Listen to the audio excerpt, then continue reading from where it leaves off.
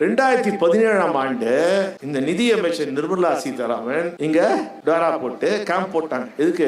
அவங்க தான் அடுத்த முதலமைச்சரும். ஏன்னா இங்க டயர்னக்கு எடப்பாடியும் மற்றவங்க அவருக்கு எல்லாரும் சேர்ந்து இவங்கிட்ட கொடுத்துடலாம், இவங்க தான் நல்லா ஆட்சி பண்ணுவாங்க, அவங்க உயர்ந்த குலம் சேர்ந்தவர்கள், அவங்க பண்ணாதான் பிளான் போட்டு 3 மாசமா இந்த அம்மா இங்க இருந்து என்ன சொல் பேச தெரியுமா?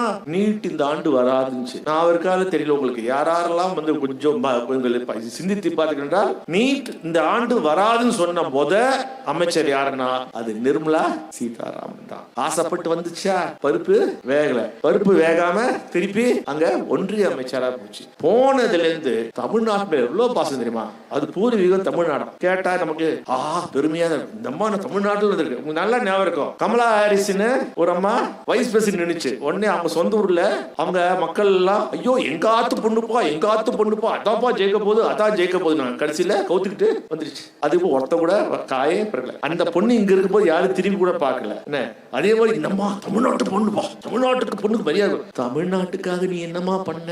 ஏங்க நிர்மலா சீ தமிழ்நாட்டு சொல்லு என்ன சொல்லிச்சு தெரியுமா? போன 6 மாதம் முன்னால் நடந்த பட்ஜெட் கூட்டத்துல ஒரு கூட்டம் தேர்தல் முடிந்தவர்கள், நான் தமிழ்நாட்டிலே பிறந்தது மிகப்பெரிய தவறு, ஏனால் நான் இந்தி படிக்க சென்றேன், என்னை சுற்றி வரைத்துக் கொண்டு நீ இந்தி படிக்க கூடாது சொன்ன நாடு எதென்றால் தமிழ்நாடு. அடப்பாவே, நீ பெரியார் பிறந்த மண்டலமா படிக்கவே வந்த, நீ வேற நாட்டுல வேற மாநிலத்தை படிச்சிருக்க பெண்களை படிக்க கூட விட்டுற மாட்டாங்க. பெரியார் இருந்ததால் தான் இந்த நிர்மலா சீதாராமன் படித்தார், இல்லாவிட்டால் வீட்டிலே முடங்கி கொண்டு இருப்பார். அதற்கு தந்த மண் இது. நாங்க இன்னைக்காவது இந்தி படிக்காது சொன்னோமா? இந்திய திணிக்காததான சொன்னோம்.